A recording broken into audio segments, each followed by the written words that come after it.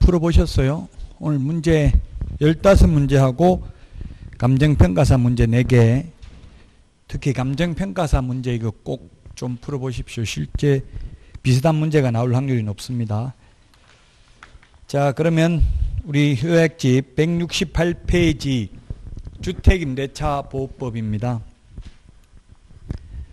주택임대차보호법, 상가건물임대차보호법은 민법하고 중개사법 합해서 각각 3문제 정도 출제됩니다. 한 문제씩은 반드시 나오고요.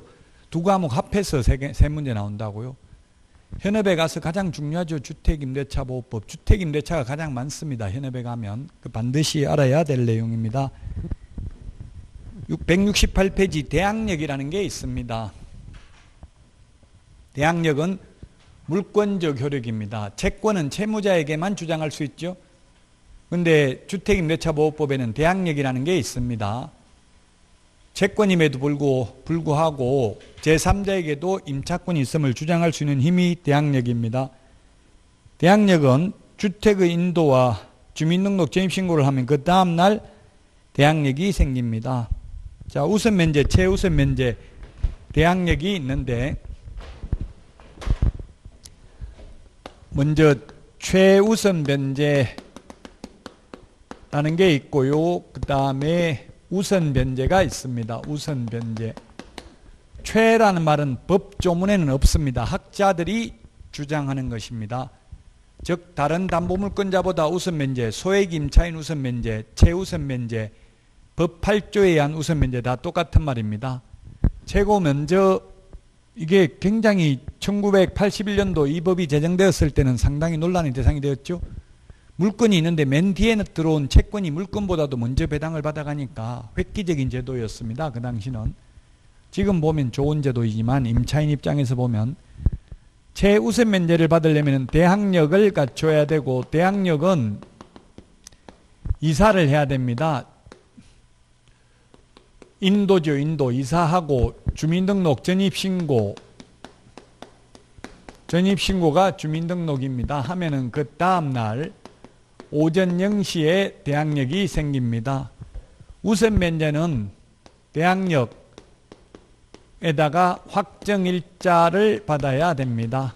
확정일자는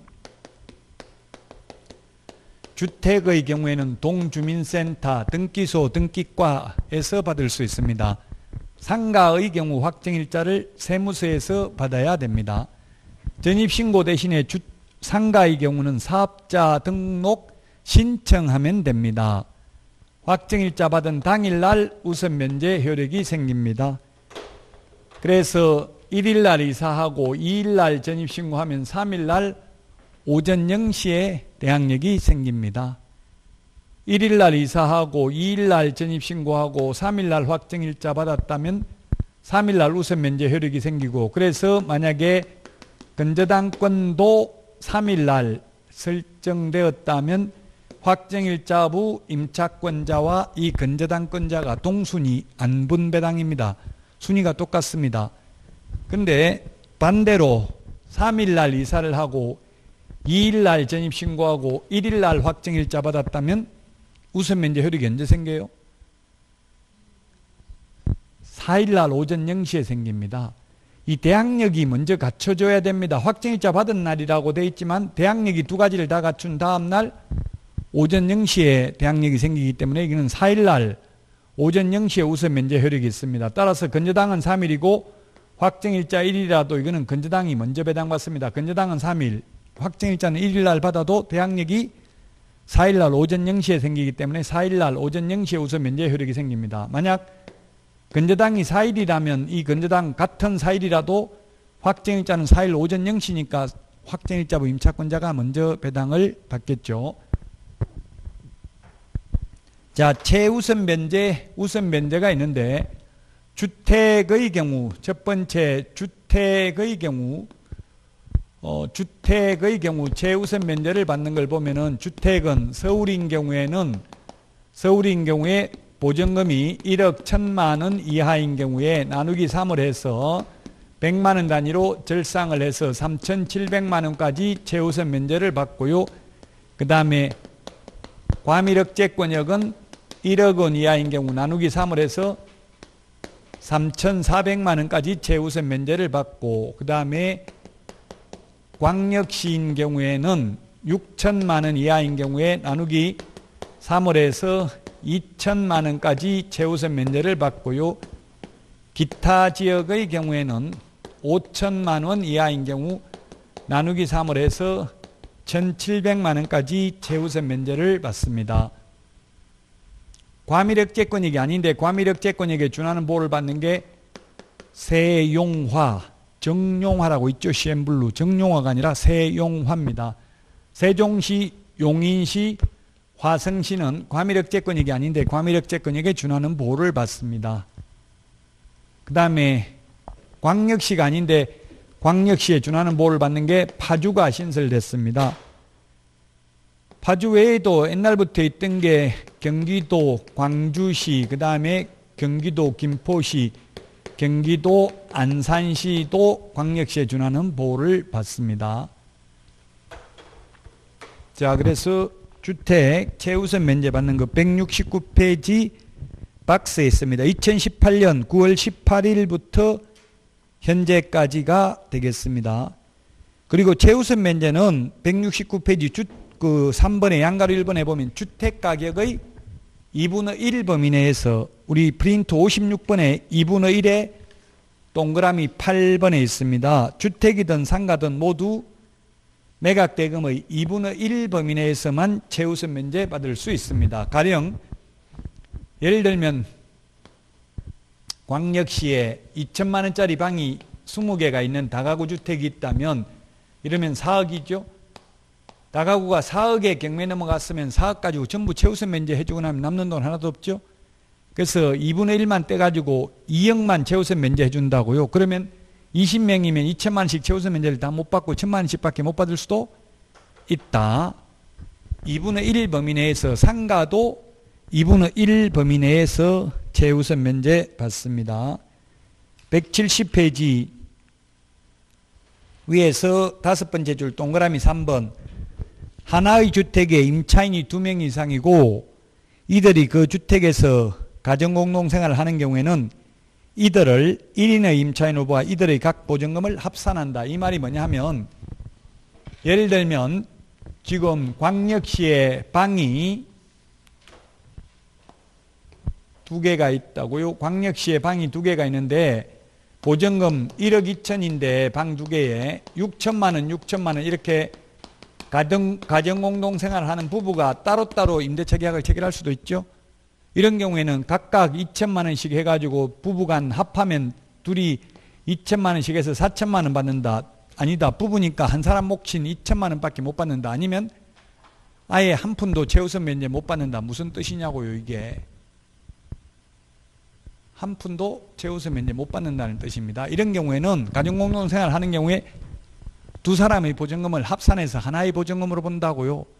한 사람이 1억 2천에 계약한 거나 마찬가지로 본다고요. 그래서 최우선 면제 한 푼도 못 받는다는 뜻입니다. 가정공동생활을 하는 경우. 170페이지 4번 임차권 등기 명령 제도입니다. 등기법에서는 보면 임차권 설정 등기가 있고 명령에 의한 등기가 있습니다. 설정 등기는 당사자 합의에 의해서 하는 등기고요. 합의에 의해서 하는 등기는 계약기간 중에 언제든지 등기가 가능합니다. 그러나 명령에 의한 등기는 반드시 임대차 기간이 끝나도 주인이 보증금을 돌려주지 않는 경우에만 명령에 의한 등기를 할 수 있습니다.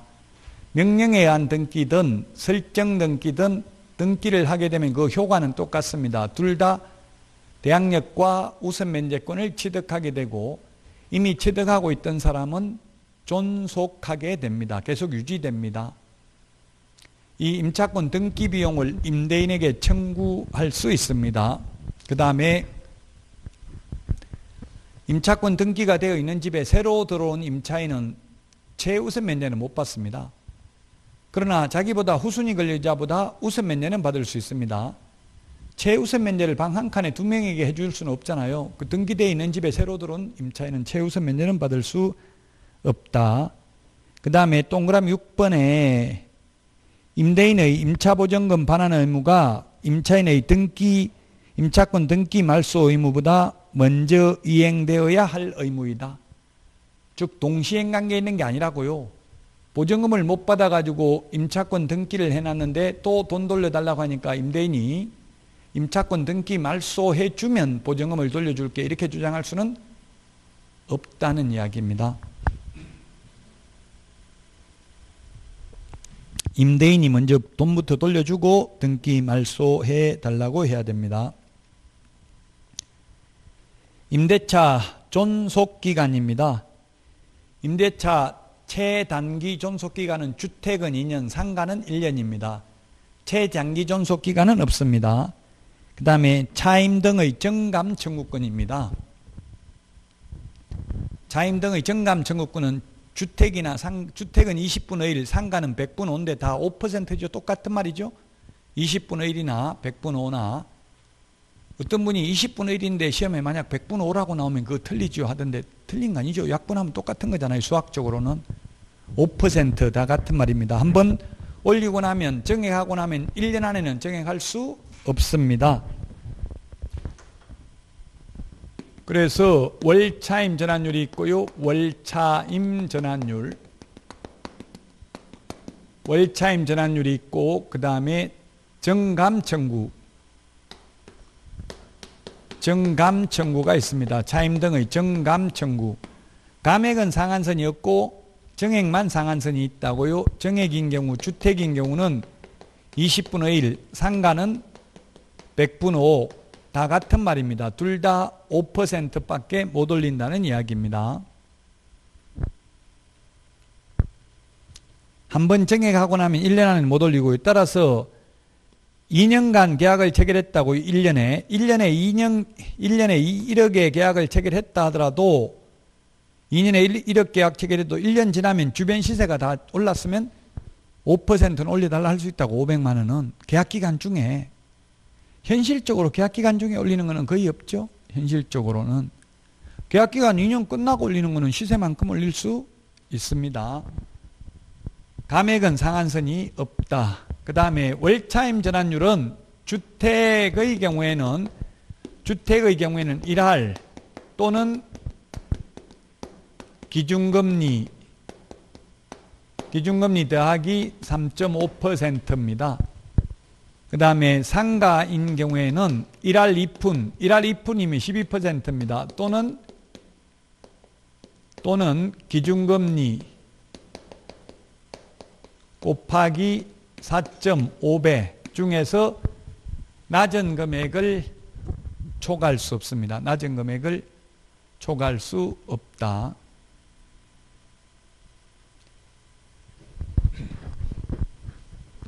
자, 그러면 이게 계산하는 게 나온다면 지금 현재 기준금리는 안개할 필요가 없죠. 지금 현재 0.5%더라고요. 그럼 0.5% 더하기 3.5% 하면 4%죠. 4%와 1할이 10%입니다. 중에서 낮은 금액을 초과할 수 없습니다. 이걸 지금 계산기 없이 계산하게 하려면 이런 걸 딱 내면 되겠더라고요. 가령 1억 5천만 원을 전세 보증금 1억 5천만 원을 월세로 돌리려고 하면 월세 얼마로 받을 수 있는가? 지금 현재 기준금리는 0.5%라고 가정하고 계산하시오 하면 0.5% 더하기 3% 하면 4%죠. 4% 1억에 4% 하면 400만 원, 5천만 원 4% 하면 5사 200만 원 합하면 600만 원, 0.4%가 아니라 그냥 4%네요. 4%죠. 4%를 곱하면 1은 4, 4, 5, 20 하면 600만 원이라고요. 600만 원 나누기 12달 하면 한 달에 50만 원씩 받을 수 있는 거죠. 옛날에 IMF 때는 2%치까지 받았어요. 2%. IMF 때는 1억이면 200만 원 달라 했다고 월세를. 그러면 1억 5천이면 300만 원 달라 했다고 IMF 때는. 근데 지금은 50만 원밖에 못 받는다고요. 월세로 돌리더라도 1억 5천을. 상가는 기준금리 곱하기 4.5배입니다. 4.5배.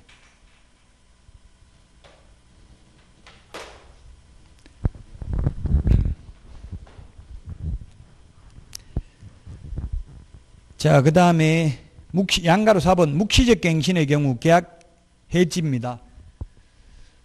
인터넷에 이런 질문 하신 분이 있더라고요. 어떤 민법책에 보니까 묵시적 갱신되면 임대인은 해지 통보할 수 없다는 말도 있고 어떤 경우는 해지 통보할 수 있다는 말도 있던데 뭐가 답입니까? 묻던데 주택에는 묵시적 갱신, 자동 연장, 자동 갱신이죠. 이게 주택임대차보호법이 지금 현재 바뀌어 있습니다. 근데 12월 달부터 시행되니까 이번 시험에는 안 나옵니다. 그게 뭐냐면 임대차 기간 끝나기 6개월 전부터 지금 옛날에는 1개월 전까지인데 지금은 2개월로 바뀌었어요. 바뀌었는데 이 바뀐 게 이번 시험 범위는 안 들어간다고요. 그러면 이제 바뀐 걸로 말하면은 4개월 동안 주인은 세입자 나가라고 해야 되고 나가라 소리 안 하면은 묵시적 갱신, 자동 갱신이 됩니다. 지금 현재 이번 시험까지는 1개월입니다. 그 1개월 만에 세입자가 집을 구하기가 힘들다는 이야기입니다. 한 2달 정도는 여유가 있어야 된다고 보고 바뀐 거예요, 이게.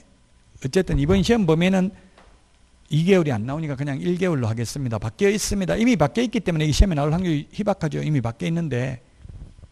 어쨌든 이렇게 세입자의 경우에는 지금 현재 임대차 기간 끝나기 1개월 전까지 주인한테 나간다 소리 안 하면 자동 연장, 묵시적 갱신, 법정 갱신 됩니다. 법정 갱신되면 주택이나 상가는 또 최단기 존속 기간을 보장받습니다. 세입자는. 세입자가 나가고 싶으면 주인한테 이야기하면 3개월 지나면 효력이 발생한다. 그럼 3개월 지나면 돈 내줘야 된다. 근데 착한 이런 주인들이 없고 그냥 돈 없다 뭐 알아서 빼가지 나가라 하고 잘 안 내주는 경우가 많아요. 안 내주면 어떻게 하면 됩니까? 묻는 분이 있는데 방법이 사실은 없어요. 줄 때까지 기다리는 수밖에 없어요. 꼭 하려면 소송해가지고 주인 집 경매 넘기고 이렇게 하면 되는데 그렇게 하더라도 1년 이상 걸리죠. 그럼 주인하고 사이만 나빠지고 쉽지 않아요. 현실적으로는. 그 사실상 돈 없어서 안 내주면 받아내기가 쉽지가 않은 게 현실입니다. 자, 묵시적 갱신인데 동그라미 3번에 보면 2기의 차임액에 달하도록 연체하거나 그 밖에 임차인으로서의 의무를 현저히 위반하는 임차인에 대해서는 법정갱신, 묵시적 갱신이 인정되지 않는다. 우리 암기 프린터, 핵심 비교 정리 프린터 30번에 보면 2기 3개, 3기 3개 밑에 적어놨죠. 2기 민법 임대차 계약 해지할 수 있고요. 주택 임대차 계약 해지할 수 있고 2기의 차임액을 연체하면 그 다음에 주택 묵시적 갱신 인정되지 않습니다. 3기 3개는 전부 상가 건물 임대차 보호법에만 있죠. 30번에 있는 거. 이 핵심 비교 정리 프린트만 잘 암기해도 90점 받는다는데 제가 볼 때 90점 못 받을 수 있어도 최소한 70점 이상은 받을 수 있어요. 조금만 살을 보태면 80점 받을 수 있습니다. 그래서 이걸 한 번에 암기하려고 하지 말고 그냥 어떤 분은 그냥 한쪽 면만 출력해 가지고 이걸 그 암기 노트 조그만한 그 메모지에다가 붙여가지고 다니면서 계속 하루에 한 개씩 이렇게 보면 조금만 시간 투자하면 한 일주일만 암기하면 다 암기한다더라고. 근데 지금 일주일 동안 암기 다 해놔버리고 시험 볼 때까지 하나도 안 보면 또 다 잊어먹죠. 그러니까 그냥 한 번씩 보고 잊어먹고 계속 거듭되는 고통을 받아야 됩니다. 172페이지 주택임대차위원회입니다. 우선 면제를 받을 임차인의 보전금 중 일정액의 범위와 기준을 심의하기 위해서 법무부에 주택임대차위원회를 둘 수 있다가 아니라 둔다. 그 다음에 위원회는 위원장 1명을 포함하여 9명 이상 15명 이하의 위원으로 구성을 하고요. 위원회 위원장은 법무부 차관입니다. 제가 프린터 위원회 4개 비교하는 프린터 내드렸죠.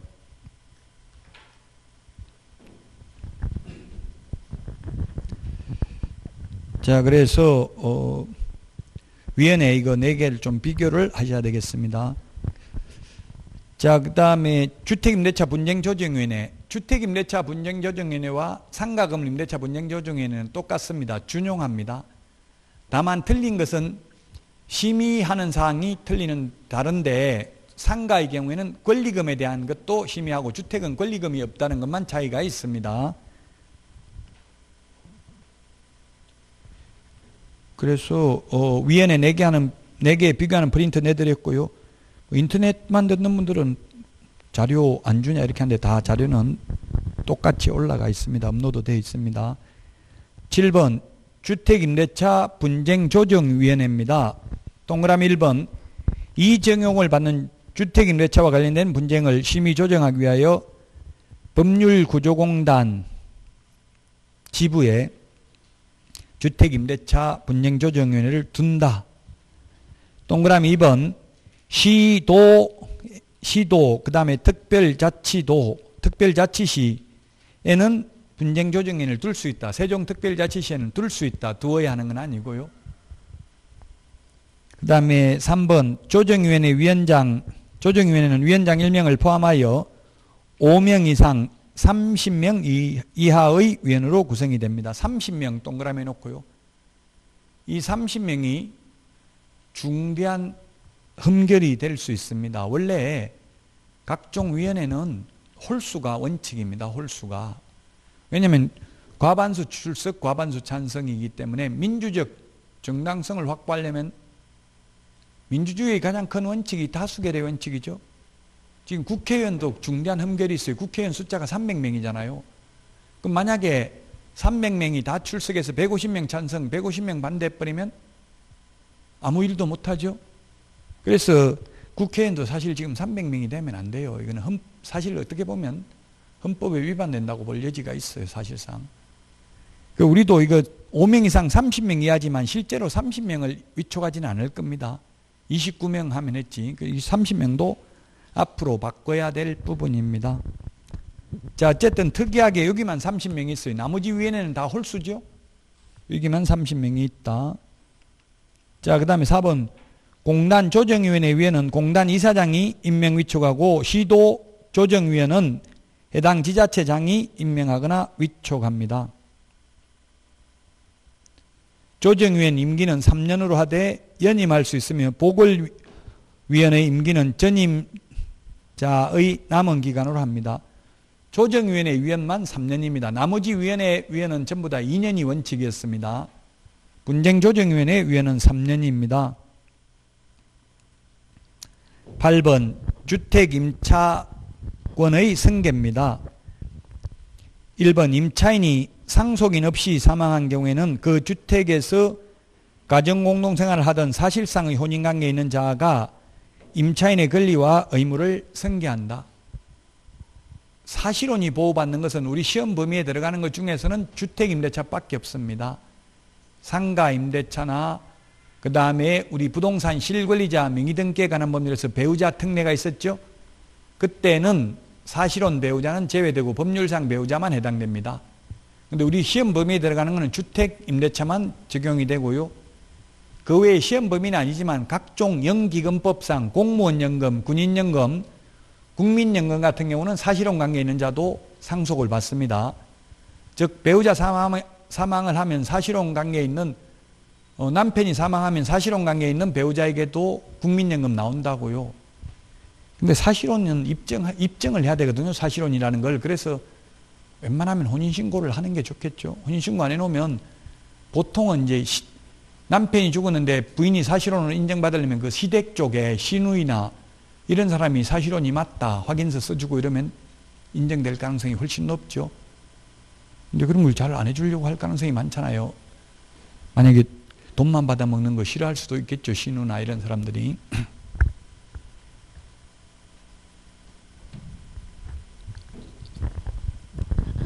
자, 그 다음에 동그라미 2번 임차인이 사망한 때에는 사망 당시 상속인이 그 주택에서 가정공동생활을 하고 있지 아니한 경우에는 그 주택에서 가정공동생활을 하던 사실상의 혼인관계에 있는 자와 이촌 이내의 친족이 공동으로 임차인의 권리와 의무를 승계한다.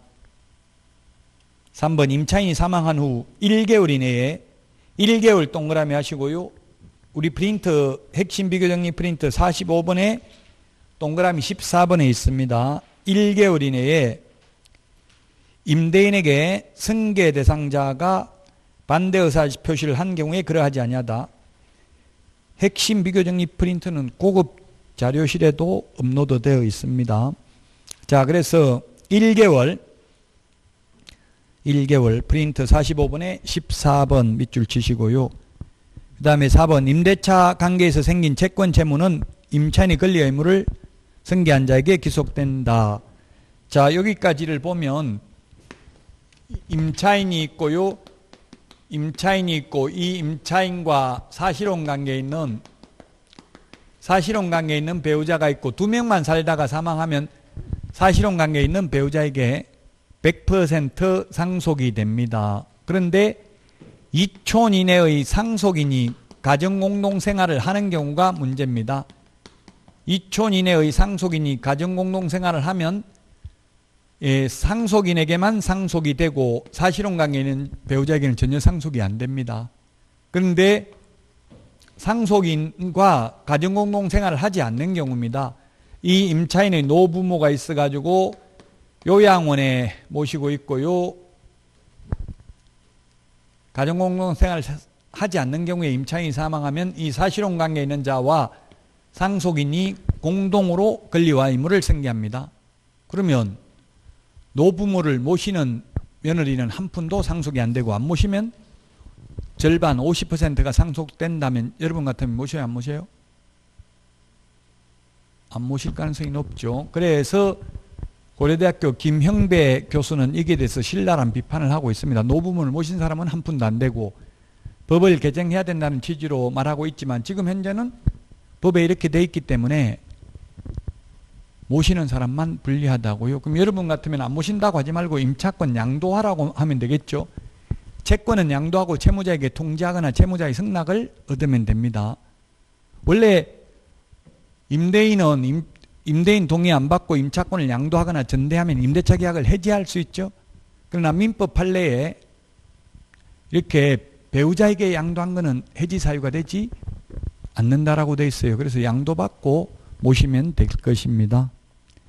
자, 그런데 임차인이 사망한 날로부터 1개월 이내에 반대 의사 표시를 하면 그러하지 아니하다. 2년 계약해놓고 1년 만에 임차인이 사망을 했습니다. 그런데 1개월 이내에 사망한 날로부터 1개월 이내에 남편이 계속 꿈속에 나타나서 무서워서 도저히 못 살겠다. 주인한테 방 빼야 되겠다 이야기하면 주인은 돈 내줘야 된다는 뜻입니다. 1개월 이내에 반대 의사 표시를 한 때에는 그러하지 아니하다. 자, 주택임대차 시험에 반드시 출제되고요. 그 다음에 173 상가 건물 임대차입니다.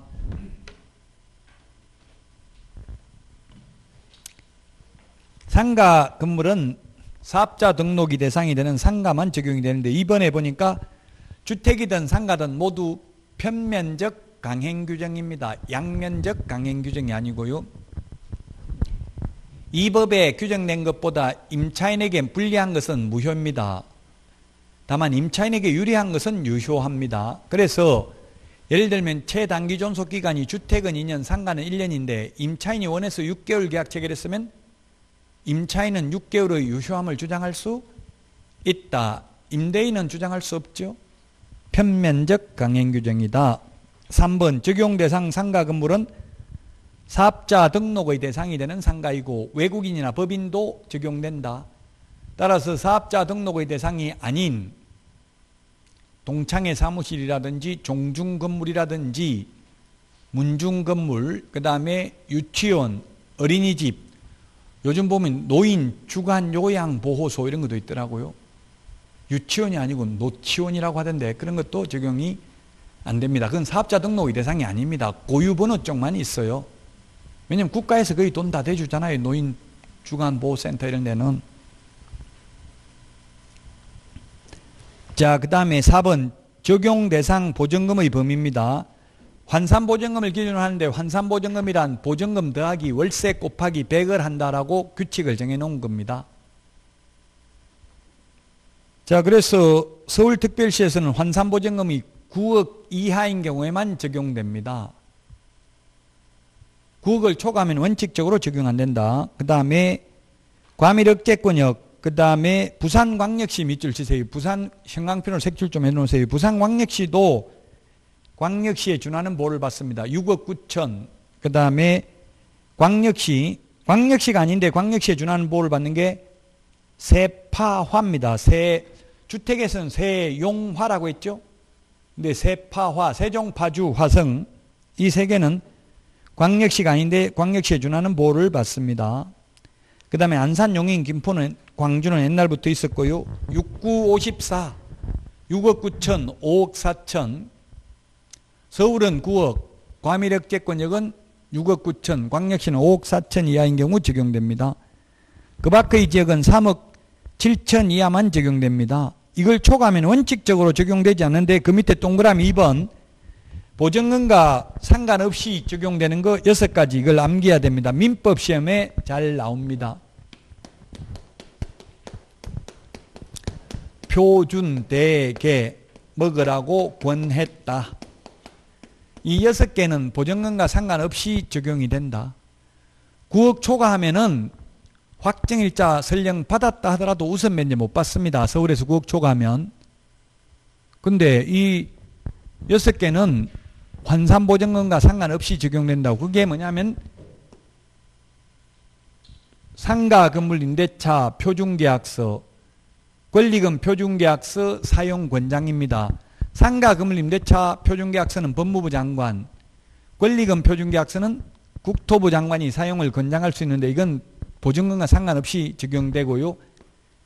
대항력도 보증금과 상관없이 적용됩니다. 이게 소위 연예인들이 사회 문제화 됐죠. 상가 투자를 해가지고 세입자 다 내쫓고 권리금 받고 이렇게 해서 투자해가지고 언론에 나오고 이렇게 함으로써 이제 환산보증금이 초과하더라도 대항력이 인정된다. 즉 건물주가 바뀌어도 이제 세입자 나갈 필요 없다는 이야기고요. 그 다음에 계약갱신요구권 행사도 보증금과 상관없이 인정이 됩니다. 최초 임대차 기간을 포함한 전체 임대차 기간이 10년을 초과하지 않는 범위에서 계약갱신 요구할 수 있죠. 이 계약갱신 요구권 이것도 보증금과 상관없이 적용되는 거고요. 그 다음에 권리금 회수기에 보장해 주는 것도 환산보증금과 상관없이 적용이 됩니다. 그 다음에 3기의 차임액을 연체했을 때 계약 해지할 수 있는 것도 보증금과 상관없이 적용이 된다. 표준 대개 권해 이건 보증금과 상관없이 적용되는 것들입니다.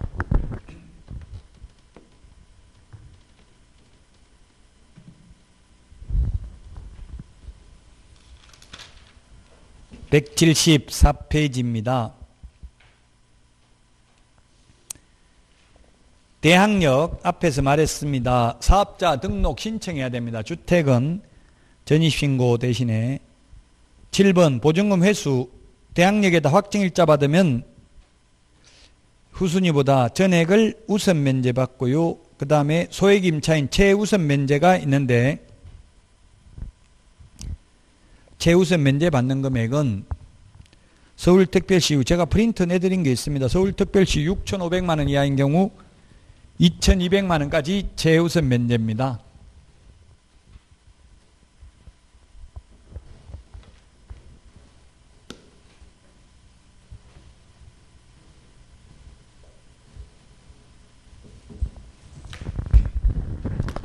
상가에 보면 서울에서는 환산보증금이 9억 이하인 경우에만 우선 면제받을 수 있고요. 최우선 면제받으려면 환산보증금이 6,500만 원 이하인 경우 나누기 3을 해가지고 2,200만 원까지 최우선 면제받을 수 있습니다.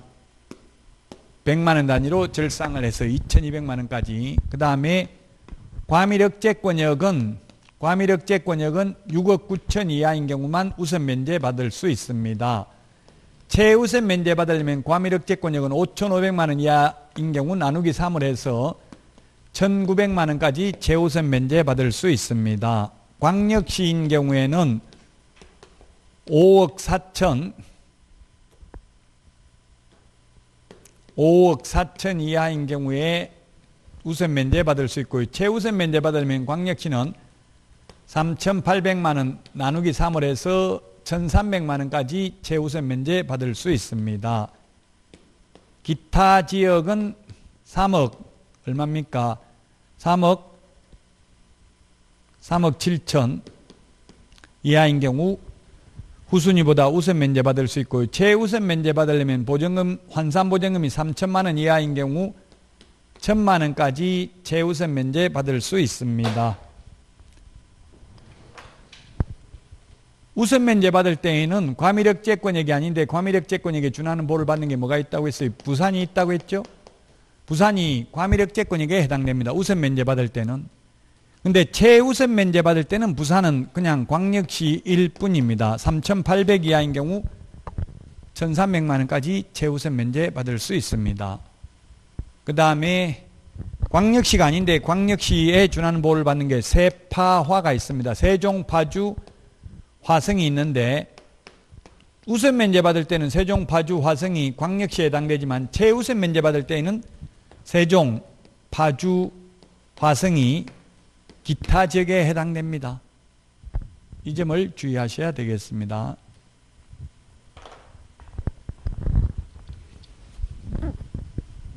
자, 임차권 등기명령 존속기간은 했고요. 그 다음에 175페이지 계약갱신요구권입니다. 최초 임대차 기간을 포함한 전체 임대차 기간이 10년을 초과하지 않는 범위 내에서 계약갱신 요구할 수 있는데 이 계약갱신 요구를 거절할 수 있는 사유 8가지를 기억해야 됩니다.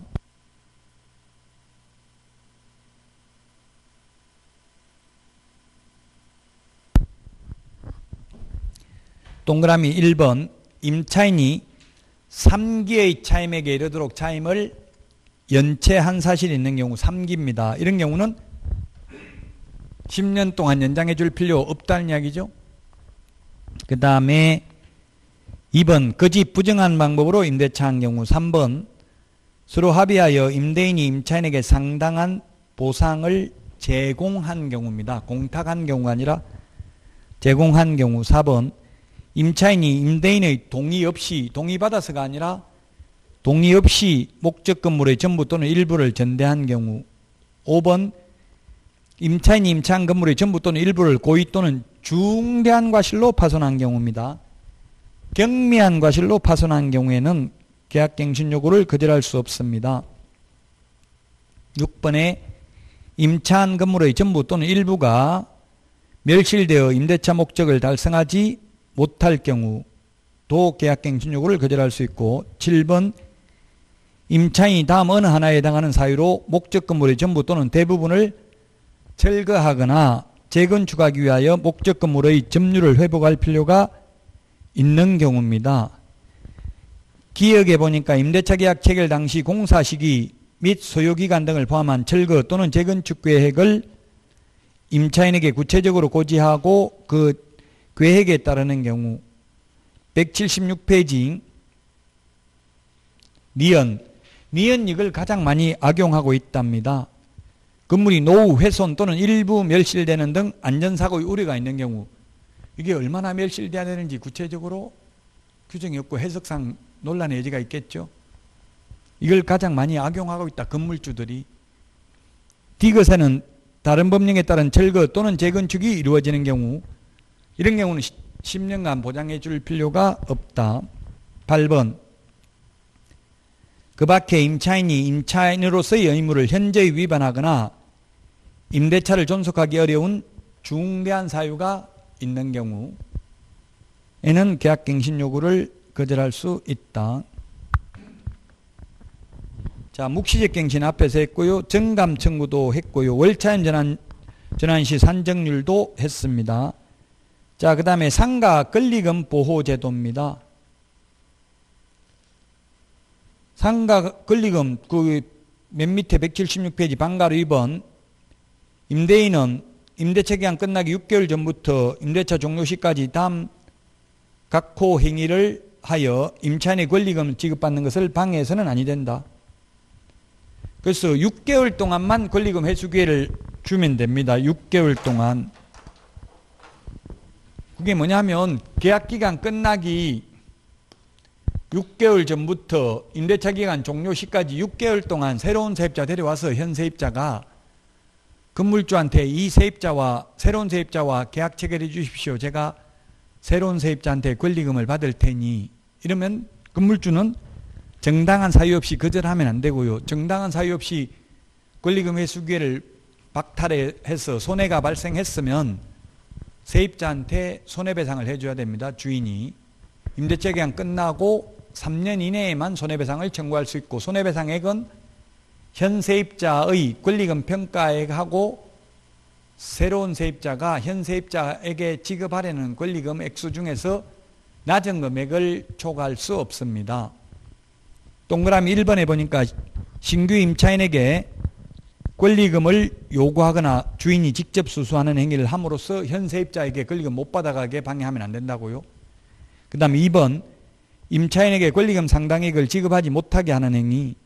3번 신규 임차인에게 현저하게 높은 차임과 보증금을 요구하는 행위. 현저하게 밑줄 치십시오. 현저하게.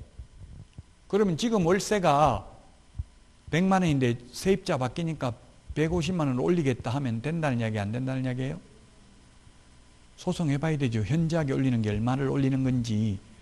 만약에 주변 시세가 다 150만 원이면 150만 원 올려도 돼요. 주변 시세 200만 원이면 200 올려도 돼요. 그래서 사실상은 이렇게 명문 규정이 생기고 나서 오히려 더 세입자들이 옛날에 법에 없을 때보다 세입자들이 권리금 회수를 더 못하고 있는 게 현실이래요. 지금 주인 협조 없이는 사실상 권리금 받아가기 어렵게 돼 있습니다. 갑자기 새로운 세입자 데리고 오면 지금 100만 원인데 150만 원 올려버리면 거의 새로운 세입자 계약 안 하겠죠? 그럼 현 세입자가 주인한테 물어봐야 돼. 얼마 정도 받을 거냐, 새로운 세입자 데리고 오면. 그 150만 원 받아야 되겠다. 미리 말하면 차라리 150만 원짜리를 구해오면 되잖아요. 근데 여러분이 건물주라면 말 안 해주는 게 좋겠죠. 세입자 데려오기나 해라. 데려오지도 않고 뭐 벌써 엉뚱한 소리 하냐 이런 식으로 해가지고 안 알려주고 있다가, 그러면 새로운 세입자 데려올 때 현 세입자가 말해야 되잖아. 나는 100만 원에 있는데 아마 주인이 좀 올릴 수도 있다. 이렇게 미리 말해야 되죠. 근데 좀 올린다고 했는데 150만 원 올려버리면 거의 계약 안 할 가능성이 많죠. 그래서 주인이 협조해줘야 권리금도 받아갑니다. 현실적으로는. 4번 정당한 사유 없이 임차인이 주선한 신규 임차인과 임대차 계약 체결을 거절하는 행위를 함으로써 방해하면 안 된다. 여기까지는 임대인의 의무입니다. 근데 방가로 3번부터 전부 이제 임대인이 권리금 회수 기회를 보장 안 해줘도 되는 예외가 엄청나게 많다고요. 이런 예외를 활용하면 주인은 실제로 권리금 못 받아가게 할 수 있다는 이야기입니다. 1번 차임, 연체 등 상가금융 임대차보호법 제10조 1항 갱신거절 사유 8가지가 해당되는 경우, 즉 아까 8가지 좀 전에 봤잖아요. 3개의 차임에게 이르도록 차임을 연체한 경우, 고의 또는 중대한 과실로 임차물을 파손하는 경우 등이 있었죠. 8가지 해당되면은 권리금 회수기에도 보장해주지 않아도 되고요. 그 다음에 신규 임차인이 차임을 지급할 자력이 없는 경우, 경제적 능력이 없는 경우.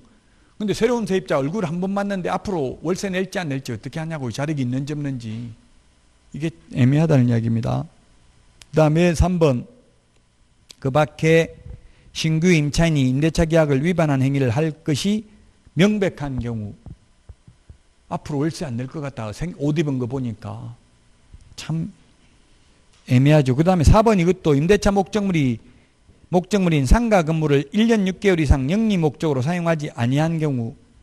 저도 이거 공청회, 이 법을 만들 때 공청회에 참석했었는데요. 이건 뭔 의미냐, 1년 6개월. 요거는 법에 딱 명시적으로 규정이 안 되어 있는데, 이거는 현 세입자가 1년 6개월 이상 영업용 건물로 사용 안 하는 경우도 해당되고, 또 건물주가 세입자 내보내버리고 이제 나 더 이상 세 안 놓겠다. 차라리 동창회 사무실로 1년 6개월간 사용하겠다. 이제 이꼴저꼴 보기 싫다. 나는 세 안 놓겠다 하고 1년 6개월 이상 세 안 놓고 그냥 예를 들면 영리 목적으로 동창회 사무실로 사용해버리면 권리금 회수기에 보장 안 해줘도 됩니다. 만약 권리금이 뭐 몇 억이 된다면 차라리 1년 6개월 세 안 놓고 가지고 있는 게 더 이길 수도 있겠죠.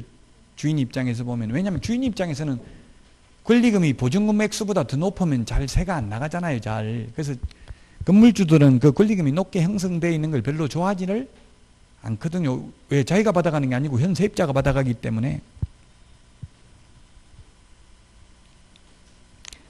자, 그 다음에 5번 임차인이 선택한 신규 임차인이 임차인과 권리금 계약을 체결하고 그 권리금을 지급한 경우.